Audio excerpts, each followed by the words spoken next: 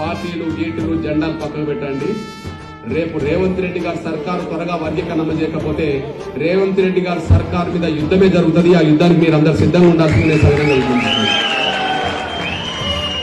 మీ అన్నగా చెప్తున్నా, ఒక ధర్నాలకు పిలుపునిస్తే ఆ రోజు ఒక మండలం కాడ ధర్నాలు జరుగుతున్నాయంటే, ఒక దీక్షలు జరుగుతున్నాయంటే, లేదా చెలో హైదరాబాద్ వచ్చిందంటే టోటల్ గా ఆ రోజు మొత్తం మాదిగ పల్లెలన్నీ పండ్లు బంధు పెట్టుకుని ఇళ్లకు తాళెల్లిసి ఓడెక్కండి, చిన్న పిల్లలతో పాటు పెద్దలందరూ. వాళ్ళు రేవంత్ రెడ్డి గారికి, మల్లికార్జున ఖర్గే గారికి వాళ్ళందరికీ అర్థం కావాల్సిందంటే మాదిగ జాతి యావత్తు కుటుంబ సభ్యులతో పాటు మొత్తం మాదిగ జాతి రోడెక్కింది.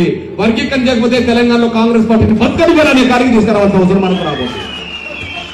వర్గీకరణ చేయకపోతే కాంగ్రెస్ పార్టీని బతకనివ్వరు, తెలంగాణలో ఉండనివ్వరు అనే స్థాయికి తీసుకురావాల్సిన అవసరం ఉన్నది. ఏపీసీని వర్గీకరణ చేసి అమలు చేస్తే రేవంత్ రెడ్డి గారు కూడా నేను థ్యాంక్స్ చెప్తా. కానీ అమలు చేయకపోతే మాత్రం రేవంత్ రెడ్డి కాదు, ఈ దేశంలో కాంగ్రెస్ పార్టీ సంగతి ఏందో తెలుసుకోవడానికి